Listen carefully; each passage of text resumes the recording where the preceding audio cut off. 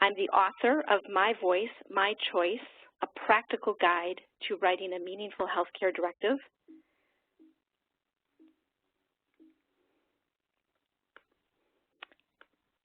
I'm a motivational speaker through my company Plan Well, Finish Well, and I'm a blogger at Anne Denny. But first and foremost, I'm a daughter, and my mom, Carol, lived with Alzheimer's for 20 years, and that's the reason that I do this work.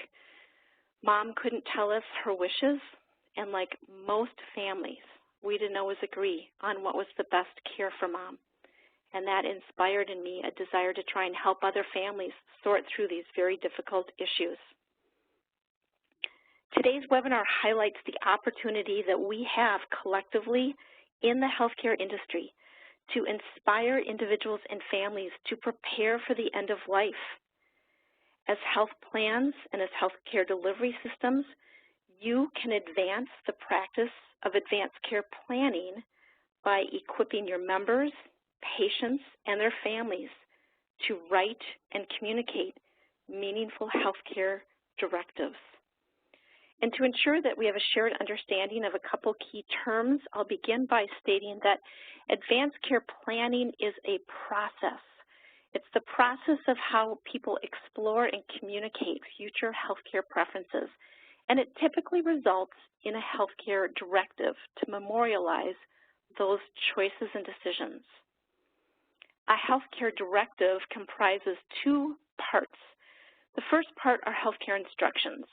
And you may be familiar with the term living will, but most states use the term healthcare instructions to convey a broader statement of not only the care that you don't want to receive, but the care you do want to receive. And second part of the directive is the healthcare power of attorney, which allows you to legally name the person or people who will make decisions on your behalf if you're unable to make or communicate your own choices. That is called a healthcare agent, although some states refer to it as the healthcare proxy or healthcare surrogate. Well, why does this matter? Why does this matter to you and your organizations? Well, I'm sure most of us are quite aware that 78 million baby boomers are coming down the pike. And so we are facing a tidal wave of end-of-life healthcare decisions.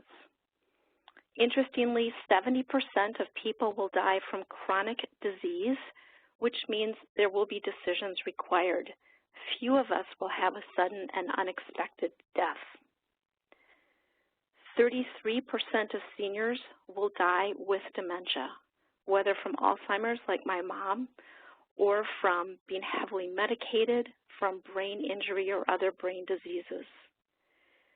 So we will be facing decisions, and remarkably, 50% of adults will need a healthcare decision made on their behalf at some point in their life. So there's every likelihood that you will be asked to make a decision for someone you love, or that someone will need to make a decision on your behalf. There are so many challenges facing us right now in the end-of-life healthcare space, as I'm sure you're aware.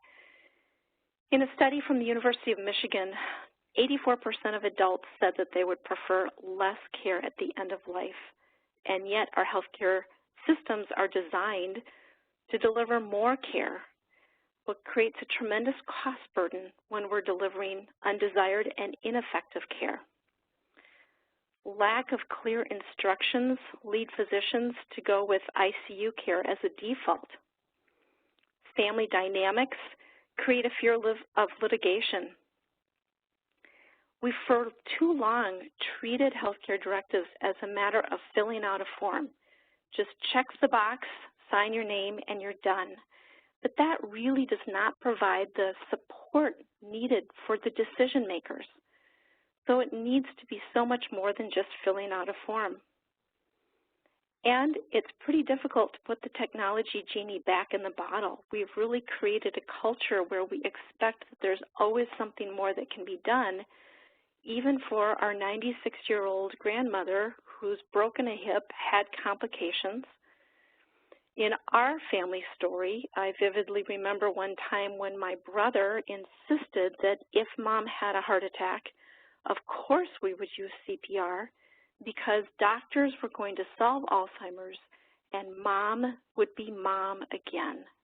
They were going to be able to reverse all of the brain damage and our mom would be Mom again. And that just wasn't realistic. And until now, advanced care planning has not been reimbursed. We haven't assigned enough value to the exercise of preparing for end-of-life decisions.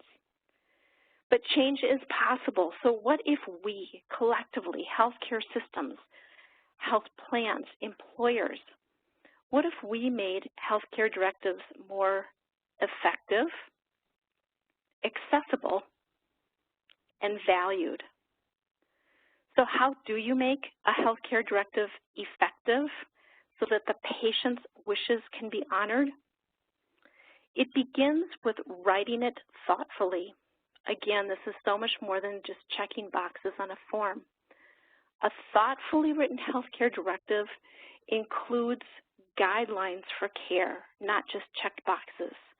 It includes statements of values and beliefs that really support decision makers. It includes your needs for emotional care and spiritual care. That's how you write a thoughtful and meaningful healthcare directive. It needs to be clearly communicated to your medical professional team, to your loved ones, to your healthcare agents. It needs to be securely stored. It needs to be readily accessible, and I'll say a bit more about that in a moment. And it needs to be strongly advocated. In the work that I do, in my writing, in my speaking, and even through the software that you'll see, I spend a lot of time trying to coach people on how to choose their healthcare agent wisely. Regarding how to make it accessible, well, first of all, we need to make sure that every adult has access to writing a meaningful healthcare directive. And you'll see a little bit about that through the tool that I've created. But once the healthcare directive has been executed so that it's legally invoked, it needs to be visible to clinicians, optimally in the EMR or the EHR, so we need to make that connection happen. And it needs to be retrievable by loved ones and by healthcare agents. So for example, my healthcare directive is attached to my chart through Allina Health System here in the Twin Cities where I live. But if I were to be in a skiing accident in Colorado, my husband, who's my healthcare agent, would not have access into my Allina medical record for obvious HIPAA reasons. So he needs to have access to my directive from any place at any time. So linking to the healthcare record is not the only way that this needs to be accessible. How can we place more value on healthcare directives? It needs to become reimbursed by insurance, and that's beginning to happen. I hope that you all have seen in the recent weeks a couple of great articles in the New York Times regarding increased momentum for CMS to reimburse for advanced care planning. The American Medical Association has made that recommendation, and CMS is considering that decision this fall. So there's a couple of great articles I hope you can Google and review at your convenience. Additionally, having healthcare directives in a patient's chart is one of the meaningful use metrics. So that's great news. There is some value assigned there. What if it were required prior to any scheduled surgery? And some hospitals do have this policy, but not all. So as an example for me, I had to go through a biopsy a couple of years ago. I was asked if I had a healthcare directive. I said, yes, I do, but I left it in the car this morning. I'll go back and get it. And the answer was, oh, no, that's okay. We don't need it. Well, there's an example where having a healthcare directive prior to any form of surgery would be great policy. What if it became required in order to apply for Medicare? And contrary to the whole death panel mentality that was raised in the 2008 election, it's not about trying to make people receive less care. It's about honoring their wishes to receive all of the care, but only the care that they desire. And what if having advanced care planning conversations and requiring a healthcare directive became part of a quality of care measure for all primary care? Those are just examples of how we could ascribe higher value to healthcare directives. So with all of that research in mind, with my passion, I developed Directives by Design to offer a tool to help people write meaningful directives. The vision that I carry for this company is that one day every adult in the U.S. will participate in advanced care planning. And the mission is to promote every individual's right and truly the responsibility to prepare for the dying process so that each of us can have our wishes honored. And so I've created a new generation of advanced care planning tools. So we'll zip over to a demo.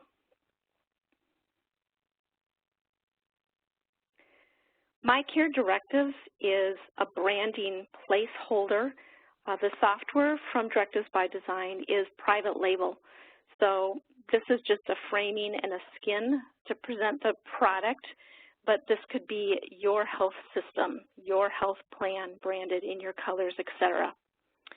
The front end of the website is just all about education and inspiration to help people understand why they need to do a healthcare directive. And upon registering for an account, they come to their dashboard. The right side of the dashboard provides profiling information, being able to edit one's profile. The core of the product is a three-step process to writing a meaningful healthcare directive. It begins with step one, which is what we call the end-of-life preference inventory. The inventory is organized into chapters, and within chapters, there are topics. One of the questions that's available on many free forms that you may see, and even on several really good tools, such as 5 Wishes, you may be familiar with 5 Wishes, is they'll ask a question. How do you define a meaningful quality of life? And most people freeze. That's a big, scary question. Well, instead of asking that question, we break it down into multiple dimensions. Your mobility, your independence, being able to engage socially, your communication, your senses, all kinds of dimensions to break it down into smaller pieces. The methodology of this software is to provide fodder, to give people possibilities so that they can respond and react instead of trying to invent. One of the most difficult parts of my life was that for the last 8 years of my mom's Alzheimer's journey, she had no idea who I was. And for the last 5 years, she really couldn't speak at all. So for me, in my healthcare directive, I talk about the fact that if I can't recognize my loved ones, that's an unacceptable quality of life for me. For each one of these dimensions, we have a 1 through 5 measure that allows you to choose a value statement. In this example, I believe I can live well and still have an acceptable quality of life if, and it completes the statement. A value of 1 is typically the least amount of function, and a value of 5 would be full functionality. Every one of these that you select can be fully edited. So if you don't like what it says, you can choose to make edits. You can simply write your own. You can view all 5 of the measures, select one, select another, etc. Just basic usability features, all designed to help people explore and consider what matters most to them in how they have a meaningful quality of life.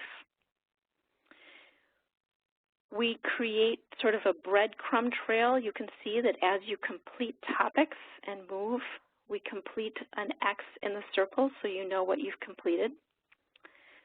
We do open values and belief statements. We provide open-ended questions for those who choose to, sort of ethical will type statements if you choose to, but certainly not required. And every chapter finishes with anything else. So if there's something that we haven't asked you, something else you'd like to say, and we even give some possibilities of what that might be, there's always a place to add in the anything else. The Loved Ones chapter helps you articulate your care preferences, and we even touch on the very difficult topic of financial guidelines. Some people would say that they want financial considerations to be part of the healthcare decisions. They don't, for instance, want to leave their loved ones impoverished. Others might say, nope, I don't want any financial boundaries placed on my care. So again, these are just possibilities of ways to help people express their thoughts. The Personal Care chapter touches on matters of personal hygiene, particularly because if you're being cared for in your home or having hospice care, not everyone may be aware of the things that really give you dignity and keep you feeling comfortable. There's questions about your emotional care and your spiritual care, because the end of your life is more than just choices. Celebrating your life is a chapter that helps loved ones understand what kind of service you might choose. Do you want to write your own obituary? And those 4 chapters, quality of life, loved ones, personal care, and celebrating your life, all come before medical choices in order to really help people explore and consider their own heart. This is emotional and spiritual work in addition to considering medical choices. You'll note that medical choices is in red with an exclamation point in case anyone is colorblind to denote critical decisions. The crux of the matter, as you I'm sure are aware, is if you are terminally ill or injured, permanently unconscious, in a persistent vegetative state, what kind of treatment would you choose? Some people aren't comfortable with what those words mean, so we provide an explanation, and we also provide some support around the kinds of treatment decisions that you could choose. Bear in mind that all of the content that you're seeing, even in these sort of pop-up help screens, can be customized to your satisfaction. So, if you are in a persistent vegetative state, permanently unconscious, or have terminal illness or injury and are unable to make your own decisions, you can choose that you want to have all possible care to prolong your life, or that you would choose to allow a natural death to occur. But the vast majority say that they want limited treatment. They want some treatment. And here again, most of the forms and tools available in the marketplace have 3 lines that say, give your instructions here. Well, unless you're clinically trained, most people don't know what the possibilities are and what they can say. So here again, we provide possibilities for people to respond and react. Statements such as, I do want CPR if my team believes that I would recover. I don't want any treatment that will just prolong the dying process. I want treatment that addresses new or reversible conditions. For instance, I might choose not to pursue any additional chemotherapy for cancer, but I absolutely want antibiotics if I present with a UTI.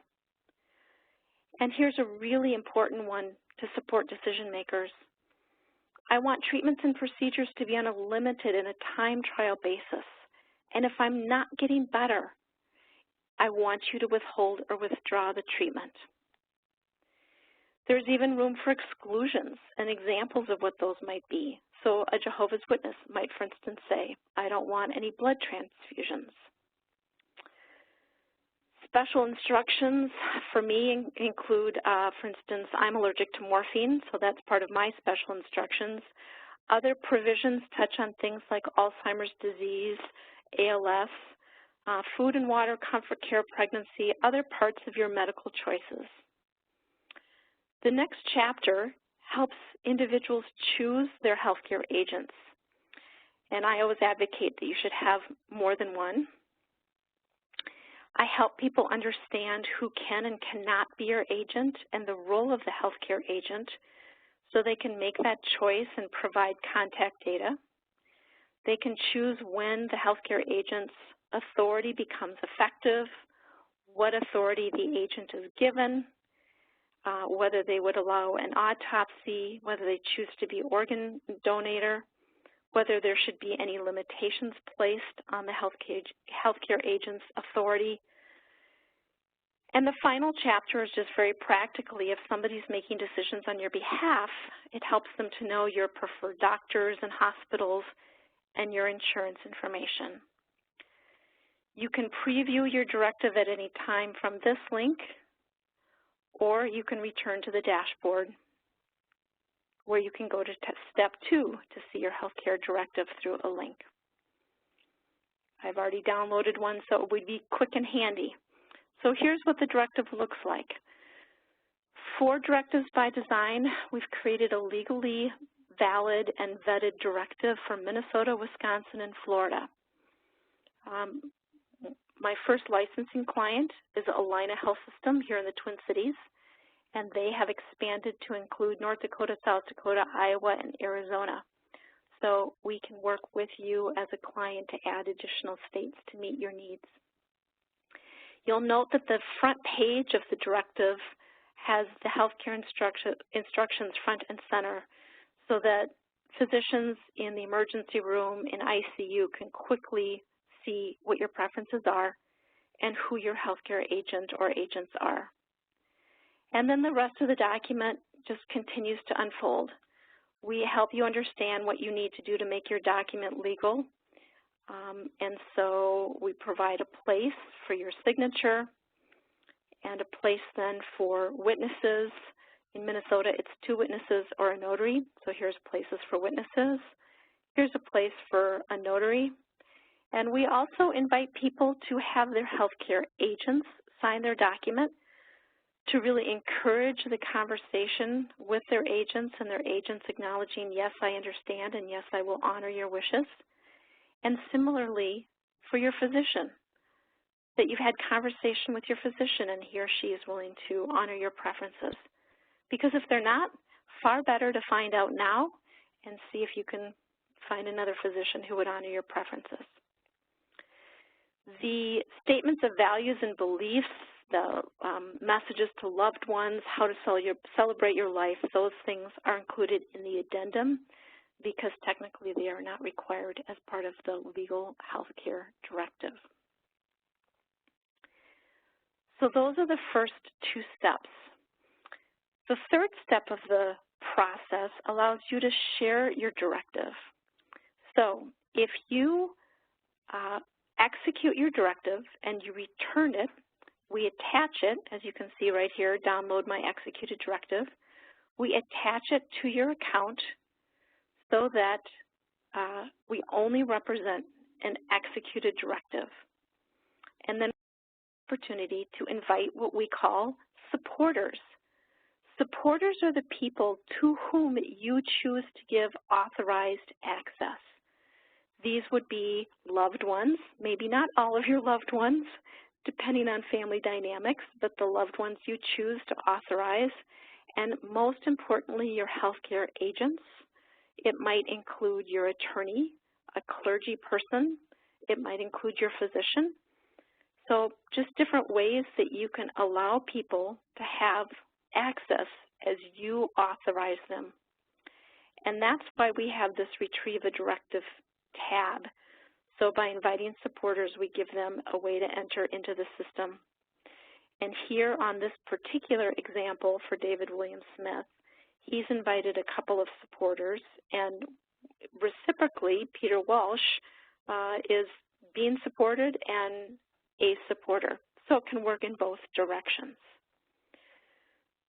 So that's an overview of the software. We offer comprehensive, broad, and deep questions to help people understand their choices and give voice to their preferences.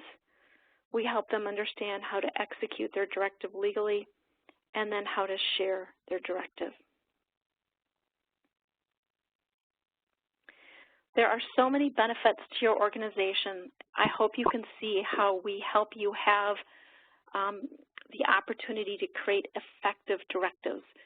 We help your patients through this tool, your members, to thoughtfully write their directives and to communicate them clearly through a very well-structured document. They can be securely stored, they can be readily accessible, and we teach people about how to choose their agent wisely, all of which can really strengthen the relationship between clinician and patient and really improve satisfaction members as patients feel heard. Because this is private label software, the implementation is fast and quite straightforward with the potential to link to the EMR. I won't read through all of these to you, but as you can see, there's a good list of benefits that really serve you and your organization. The business model that we offer, as I've said, is that this is private label software. We negotiate with you the price for the licensing agreement, and in trade, we deliver the software code through an Amazon instance of the software. As I mentioned previously, Allina Health System, which is a quite significant health system here in the Twin Cities, is in the process of integrating this into their platform. They'll be offering this to their patients and to the broader community by the end of this year or early next.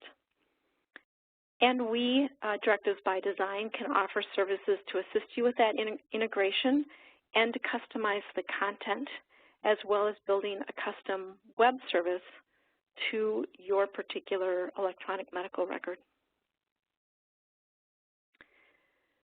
So that is my portion of the WebEx. And so, Sarah, feel free to open and unmute people so that I can field any questions that you may have. All right, well, thank you so much for the presentation. And everyone is unmuted, so if y'all have any questions, if you'd like to ask them now.